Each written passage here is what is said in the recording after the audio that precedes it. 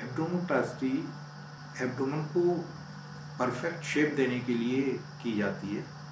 इसका मतलब ये होता है कि एब्डोमेन को परफेक्ट शेप देना। अब बात ये उठती है कि एब्डोमेन का शेप खराब कब हो जाता है।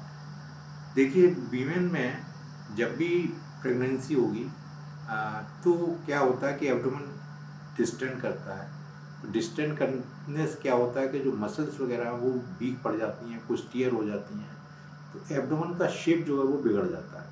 आपने देखा होगा ज़्यादातर प्रेग्नेंट फीमेल्स प्रेगनेंसी के बाद में, डिलीवरी के बाद में लूज एब्डोमेन उनका हो जाता है।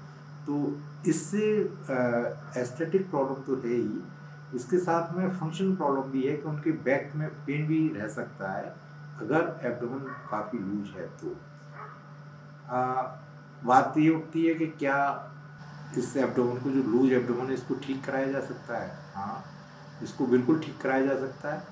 इसको प्लास्टिक सर्जरी करके एब्डोमेन की जो स्किन है जो ज़्यादा हो गई है उसको निकाल कर, और जो मसल्स या फेशिया टियर हो गई हैं, टूट गई हैं डिस्टेंशन होने की वजह से, उनको भी करेक्ट करके एब्डोमेन को प्रॉपर शेप दिया जा सकता है।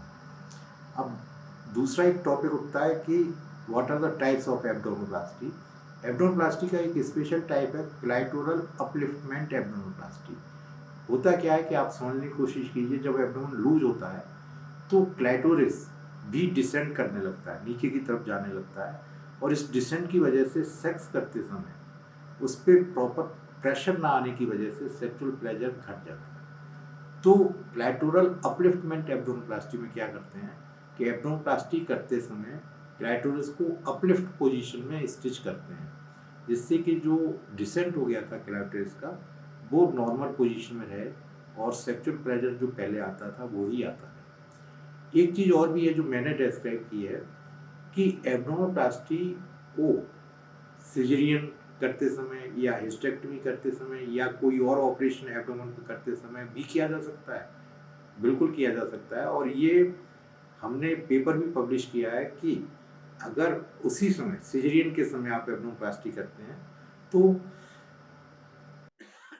दो कंडीशंस आप उसी समय डील कर देते हैं। सिजेरियन आपने कर दिया और उसी समय एब्डोमिनोप्लास्टी कर दी तो एब्डोमिनोप्लास्टी अलग से कराने की ज़रूरत नहीं पड़ती है।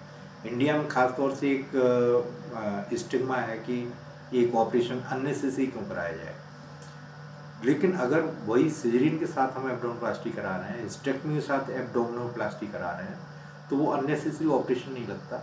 यही लगता है कि एक ऑपरेशन हो रहा है तो उसी समय एब्डोमिनोप्लास्टी भी हो गई।